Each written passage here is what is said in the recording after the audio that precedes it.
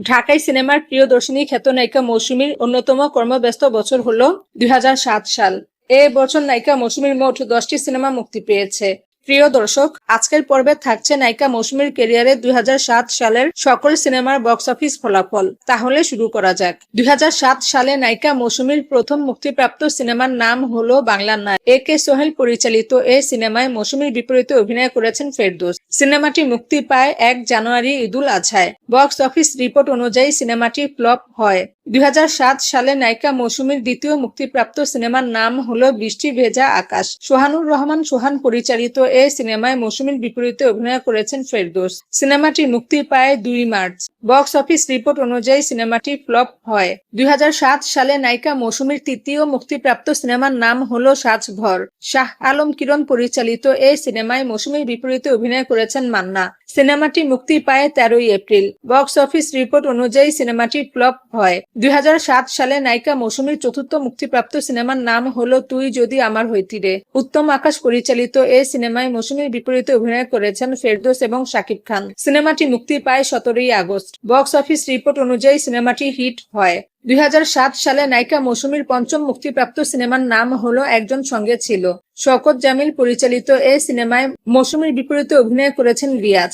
সিনেমাটি মুক্তি পায় ১৪ অক্টোবর ঈদুল ফিতরে। বক্স অফিস রিপোর্ট অনুযায়ী সিনেমাটি ডিজাস্টার হয়। ২০০৭ সালে নায়িকা মৌসুমীর ষষ্ঠ মুক্তিপ্রাপ্ত সিনেমার নাম হলো এই যে দুনিয়া। গাজী মাজহারুল আনোয়ার পরিচালিত এই সিনেমায় মৌসুমীর বিপরীতে অভিনয় করেছেন মান্না। সিনেমাটি মুক্তি পায় ১৬ নভেম্বর। বক্স অফিস রিপোর্ট অনুযায়ী সিনেমাটি সুপারহিট হয়।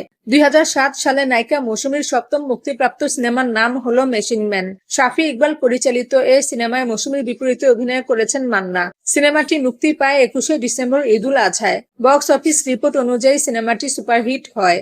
২০০৭ সালে নায়িকা মৌসুমীর অষ্টম মুক্তিপ্রাপ্ত সিনেমার নাম হলো সট্টু সট্টু খেলা। জয়নাল আবেদিন পরিচালিত এই সিনেমায় মৌসুমীর বিপরীতে অভিনয় করেছেন মান্না। সিনেমাটি মুক্তি পায় ২১ ডিসেম্বর ঈদুল আজহায়। বক্স অফিস রিপোর্ট অনুযায়ী সিনেমাটি ফ্লপ হয়। ২০০৭ সালে নায়িকা মৌসুমীর নবম মুক্তিপ্রাপ্ত সিনেমার নাম হলো এক বুক জ্বালা। শাহিন সুমন পরিচালিত এই সিনেমায় মৌসুমীর বিপরীতে অভিনয় করেছেন ফেরদৌস। সিনেমাটি মুক্তি পায় ২১ ডিসেম্বর ঈদুল আজহায়। বক্স অফিস রিপোর্ট অনুযায়ী সিনেমাটি হিট হয়। এবং সর্বশেষ ২০০৭ সালে নায়িকা মৌসুমীর দশম মুক্তিপ্রাপ্ত সিনেমার নাম হলো বিআইন সাব। আবুল কালাম আজাদ পরিচালিত এই সিনেমায় মৌসুমীর বিপরীতে অভিনয় করেছেন শাকিল খান।